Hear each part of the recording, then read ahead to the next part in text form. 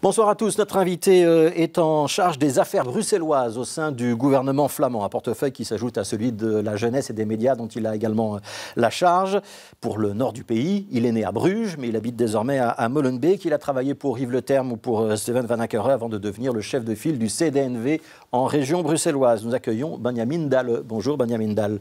Merci d'être avec nous. C'est la fête de la communauté flamande aujourd'hui. C'est la raison pour laquelle on vous invite. Discours de Jan Jombon hier soir, c'était à Courtrai. Celui de Lisbeth Homans, qui est la présidente du Parlement flamand, c'était ce matin à l'hôtel de ville de Bruxelles. Ce sont des moments importants quand on est un flamand ?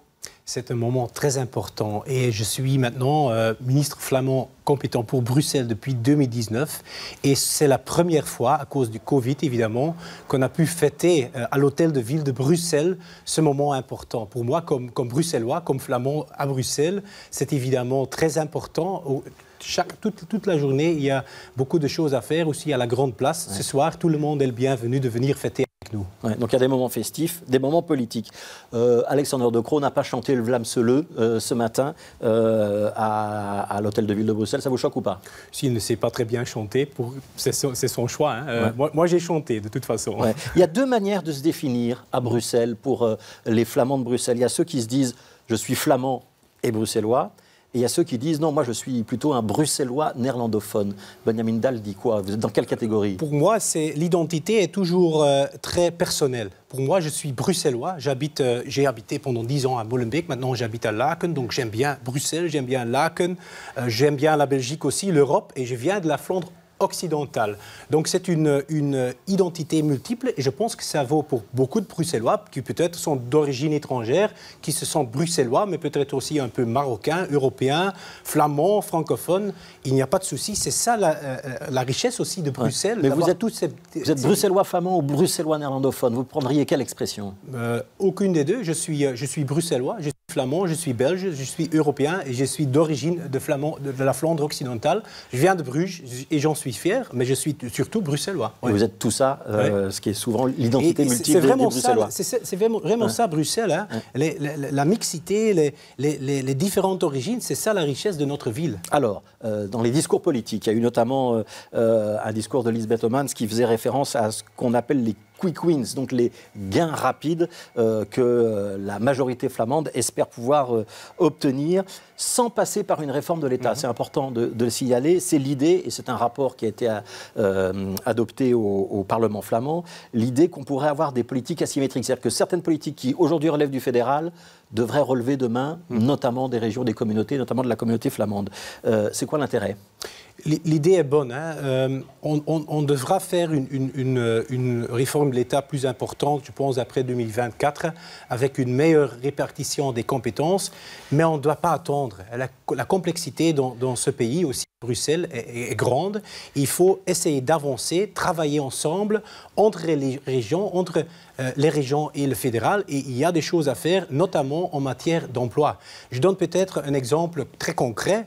Nous, avec le gouvernement flamand, on a fait un accord avec la région wallonne, un accord entre le VDAB et Actiris dans le marché de l'emploi, parce qu'il y a encore beaucoup de chômeurs qui cherchent un travail à Bruxelles, beaucoup d'offres d'emploi en Flandre aussi, par exemple à Zaventem. Et on a fait un accord là-dessus pour avoir une politique plus coordonnée et en effet plus diversifiée. C'est déjà possible aujourd'hui. Ouais, donc sans réforme de l'État, c'est-à-dire qu'on a des politiques qu'on baptise asymétriques. Hein, donc on veut avoir des politiques un petit peu différenciées, suivant si on est en Wallonie, en Flandre ou à Bruxelles.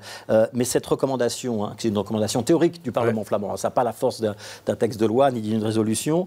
Elle parle de santé, de mobilité, d'énergie, même de politique extérieure. Vous êtes prêts à assumer tout ça au niveau flamand? Oui, il faudrait assumer tout ça. En politique extérieure, quel est l'intérêt, par exemple? Par exemple, l'extérieur, il y a un accord de coopération qui a maintenant presque 20 ans d'histoire, qui n'est pas adapté aux deux réformes d'État qu'on a eues depuis 2000. Et donc, il faut revoir cet accord de coopération. On n'a pas besoin d'une réforme de la Constitution ou des lois spéciales pour cela.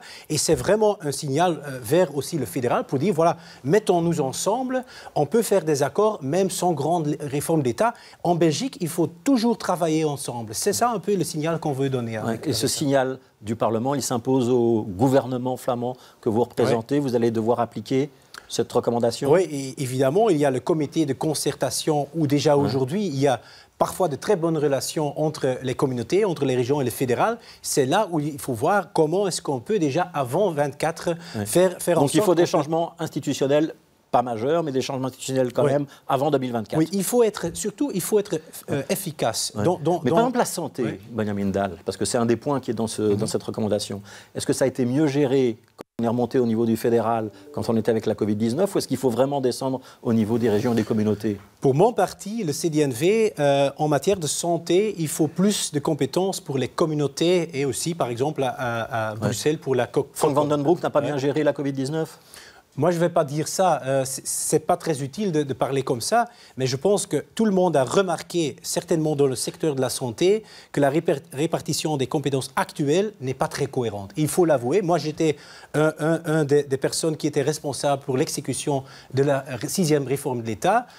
C'est vrai, il faut le dire, qu'il y a des incohérences là-dedans. Et il faut avancer. Pour nous, c'est plus de compétences pour les communautés. Et à Bruxelles, ça peut être, par exemple, il y a des institutions unicommunautaires néerlandophones et francophones, et évidemment le bicommunautaire avec la COCOM qui est responsable. Est-ce que vous diriez, comme on l'entend souvent à la NVA aujourd'hui, que la machine belge est devenue trop compliquée et que le niveau fédéral est grippé, voire bloqué?